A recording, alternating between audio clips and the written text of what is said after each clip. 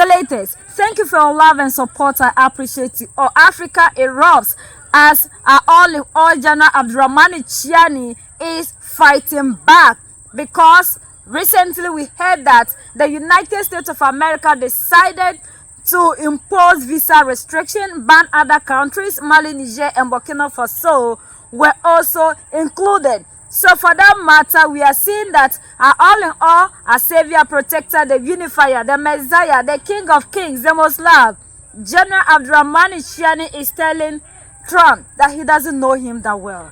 That Trump thinks that he is the only person who can sign executive order. He is the only person who can ban other people. That if he tries, that if they start to give it to Trump, Trump will run away. The seat will be too hot for him. Africans are reacting everywhere. We are so excited with the move of General Abdurrahmani Chiani because the African is pushing back. The African is telling them that we will no longer allow you to treat us anyhow and go scot-free. This is a different Africa. They still continue to treat the African as if we are still in the colonial era. As much as there's change in Africa, these people are blinded to the change of Africa. But all in all, General Abdurrahmani Chiani is telling these people that they need to wake up. Because the people they met years back aren't the same people today. According to all in all, General Abdurrahmani Chiani, urgent in response to actions by the United States, Niger has suspended access to its territories for U.S. nationals. If you are a U.S. national, it means that Niger is closing its territories to you because Donald Trump decided to act in a way that claims they don't need these people in their country simple because they claim that there are insecurities in Niger, in Burkina, and in Mali. So for that matter, they say they don't want to see you closer or anywhere around their territory. And Africans, we are so excited that we are seeing leaders in Africa that are fighting against this injustice, because these people always treat Africans as if we are just whatever. They don't want to see us in their countries. This man, ever since he came, has just been on the African, moving from one ban to the other, from one sanction to the other. Yes, Niger has suspended the issuing of visas to US citizens. This is in response to the permanent ban that the US has given to AES countries. Mali, Niger, and Burkina Faso. All these countries are being banned from entering the US. Yes, a lot of people have been wondering, asking questions that what would the AES country do now that they've placed a ban on them? Response are already taking place. Niger has placed a reciprocal ban on US citizens. It means right now they are not issuing visas to come into the into Niger. You guys remember that before now, even the US had already placed the country on the security alert. According to them, they said if you are their citizen, if you want to leave Niamey, if you're living out of the capital of Niger, you have to be in armored cars and other stuffs. So right now, Niger say they are not going to be issuing them visas. You remember the US has extended the list for countries that are banned to enter the US, and also suspended the DV lottery.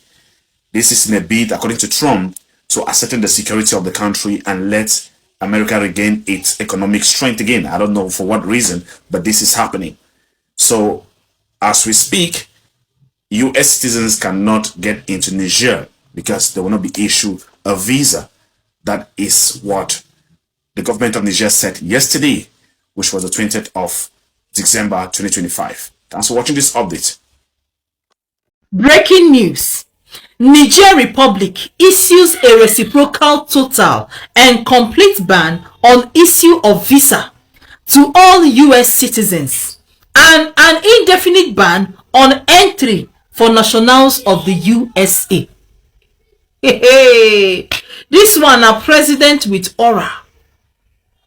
Aura for aura. If you say my people no go enter your country, your own people no go enter my country.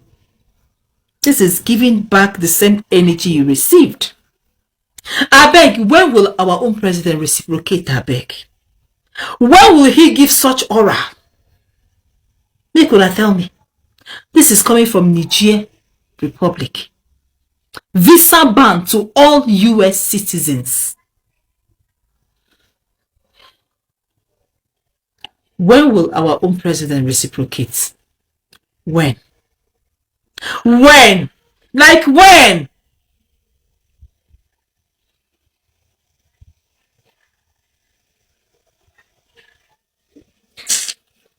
Finally, we are also excited because we are seeing a change from the way things used to be. The game is changing because Africans are pushing back. They are fighting to make sure that we reclaim our sovereignty, telling these people that as long as you think you have the power to do anything to the African, we will do that to you. If you treat our people well, we'll treat you well. If we are not welcomed, you are not welcome. It's like these people still don't know the kind of leaders that we have in Mali, Niger, and Burkina Faso. Trump didn't see this coming. These are not the leaders in the democratic elected that can only fight back in speech.